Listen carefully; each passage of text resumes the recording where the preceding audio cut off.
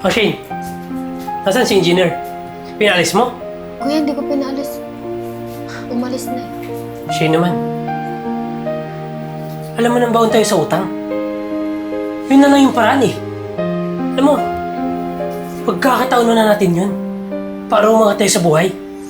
Alam ko, hindi ka talaga nag-iisip eh. Kuya, kasalanan mo kung bakit tayo baon sa utang. Kaya ikaw nang gumawa ng paraan dyan. Huwag mo ko idamay dyan. Hoy, tandaan mo. Nang dahil sa akin, kaya ka nakapag-aral. Naintindihan mo?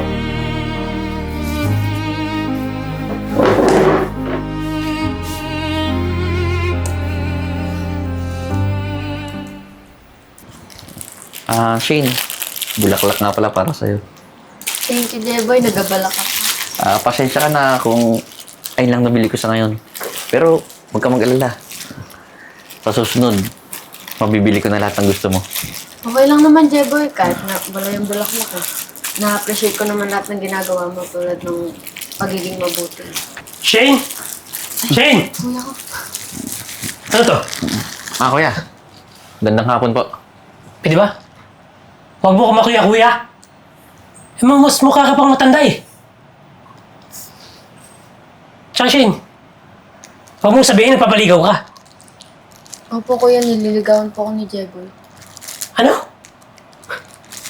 Nag-iisip ka ba? Tingnan mo yung itsura niya.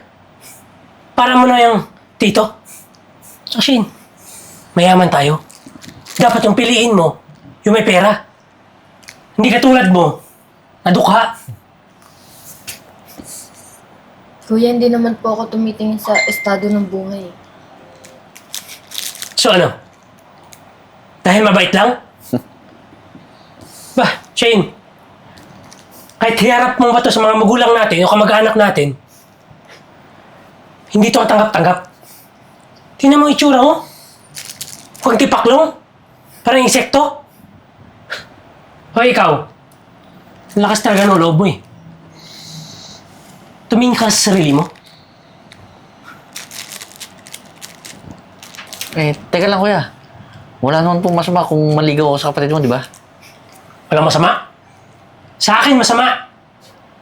Ano sa tingin mo? Matatanggap kita? Ha? Hoy, kung habol mo lang pera ng kapatid ko, kaya ko yung ibigay sa'yo. Naintindihan mo? Umalis ka na. Ito, bulaklak mo.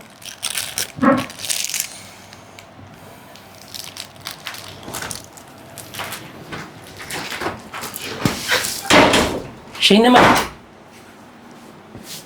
Mag-isip ka nga. Kuya, ba't mo naman ginano si Jeboy? Ang bait-bait na tao nun eh. Hoy Shane, niloloko ka lang ng taong yun. Pera lang ang habol niya sa'yo. Tsaka mas maraming lalaki dyan. Yung may itsura. Kuya, hindi naman ako tumitingin sa panlabas na anyo eh. Tumigil ka na. Makinig ka sa akin. Kuya mo ako. Naintindihan mo? Subukan mo pa makipagkita sa lalaking yan. Mananagot ka sa akin. Naintindihan mo?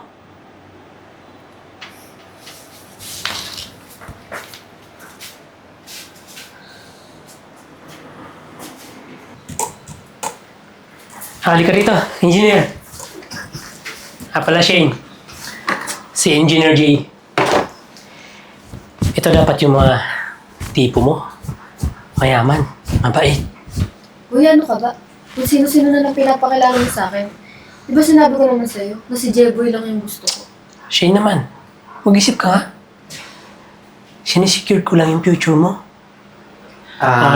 By the way, engineer, ikaw na bahala sa kapatid ko. Nga pala, ilang tulay na ba na sinira mo? Ito talaga pala, biro ka talaga. Sige, engineer, ikaw na bahala. Wala bala dito. Akin na to. Kuya.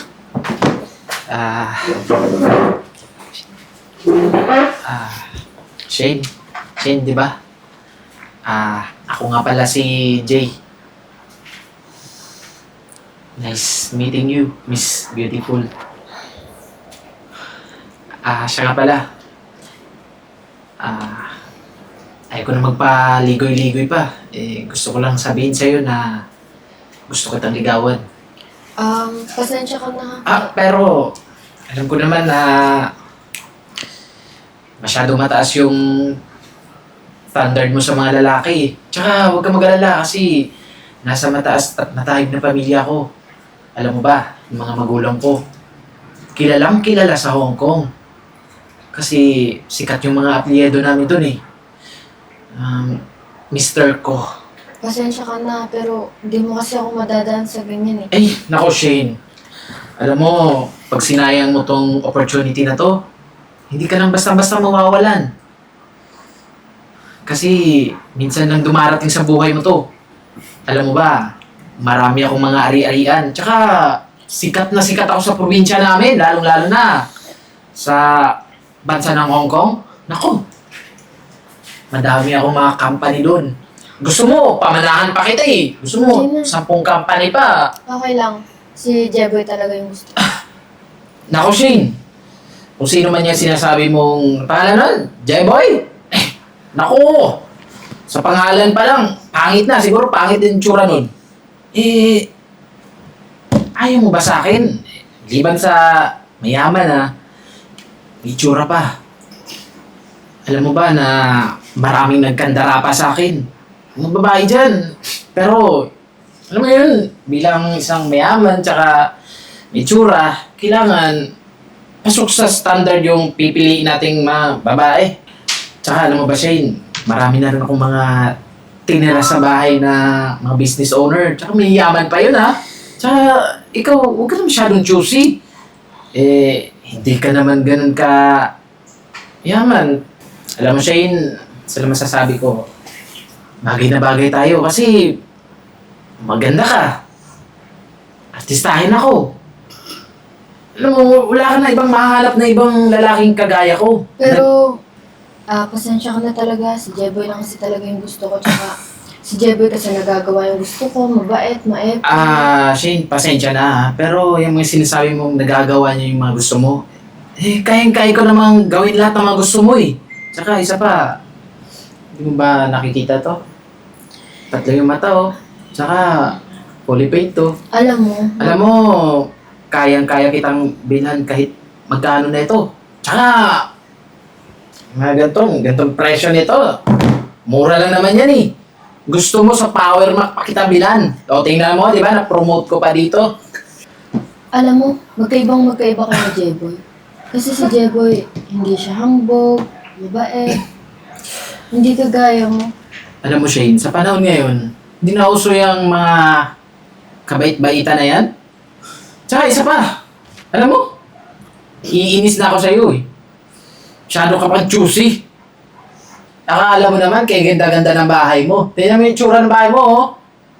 Diba, baho-baho pa. Tayo maganda. Tsaka itong bahay nyo, walang-wala to sa mga ari-arian na meron ako. Alam mo, Shane, pag-isipan mo lahat ng mga sinabi ko. Tsaka isa pa, sabi nga nila, di ba, nasa huli ang pagsisisi. Tandaan mo yun. Malabo ako magsisi. Ay! Yung iPhone ko nga pala, naiwan. Mahal to eh. Mahal kasi to sa Hong Kong. Tsaka, alam mo ba, sa Pilipinas, ako lang meron ito. Sige na, umalis ka na.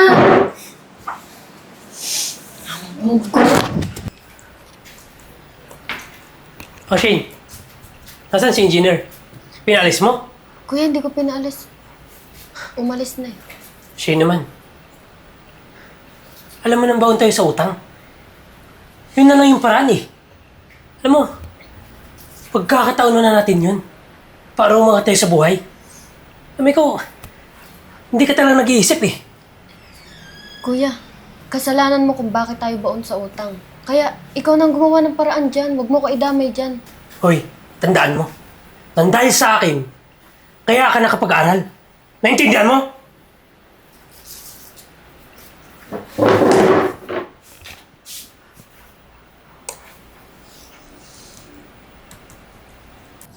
Shane, pasensya ka na. Sa tug-tug lang tayo kain. Okay lang, mas gusto ko pa nga Shane! kumain sa mga ganun. Halika nga dito. Kuya, Halika dito. Bakit? Hoy, di ba sinabihan na kita? Huwag ka nalalapit sa kapatid ko. kapal talaga ng mukha mo eh. Bakit? Wala naman ako masamang intensyon sa kapatid mo ah. Kahit na, hindi kita gusto para sa kapatid ko. Naintindihan mo? Di ba sinabi ko na sa'yo? Huwag mo nang lalapitan yung kapatid ko. Tibay talaga ng mukha mo eh. Bakit naman? Dahil mahirap ka lang. At alam ko, wala kang maibibigay sa kapatid ko.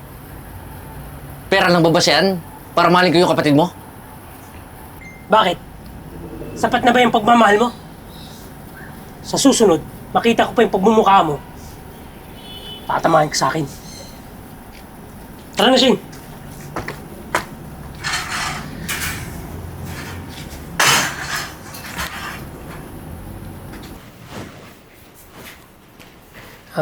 Hello po, sir.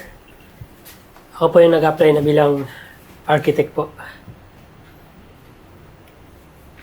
Alam niyo, sir, marami na po akong experience. Tsaka, tingnan niyo po yung mga ginagawa ko.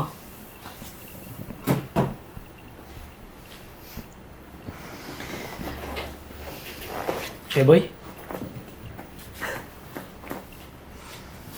Alam mo, huwag mo nang sayahan yung oras ko. Tawagin mo na mag-i-interview. Wala nang dapat tawagin para mag-interview. Kasi ako mismo may-ari nito. Nagpapatawa ka ba? Huwag mo nga ako pinagloloko. Alam ko na yung mga katulad mo. Marunong magpanggap. Wala akong oras para makapaglokohan. Pwede ka nang umalis. Ikaw ang umalis dito, hindi ako. Alam mo, kung ako sa'yo, tawagin mo na mag-interview sa akin. Sir Jeboy, handa na po yung kotse. Aalis na po ba tayo? Ha? Sige, maya-maya. Teka lang, engineer? Anong ginagawa mo dito? Alam ko na. May project ka, no? Francis, wala akong project dito. Tsaka, isa pa, driver ako ni Sir Jeboy. Ano? Anong engineer pinagsasabi mo? Eh, driver ko lang yan. Sira ulo ka? Pinaasa mo yung kapatid ko? Francis, pasensya ka na eh. Ako kasi yung kapatid mo eh, kaya gawa ko lang naman yun. Alam mo, kung nalaman ko dati pa, hindi na kita pinapasok sa bahay. Sinungaling! Saka isa pa, si Sir Jeboy, siya yung amo ko dito. Siya yung may-ari ng company na ina-apply mo. Jeboy, Hindi ko na kailangan ng paliwanag mo. Hindi kita matatanggap dito sa kumpanya ko. Kaya pwede ba? Umalis ka na?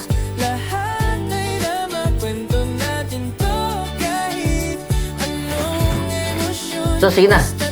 Ihanda mo na yung sasakyan. Alis na tayo. Sige po sir. Siya sir, pwede po bang daanan po natin si Marimar mamaya?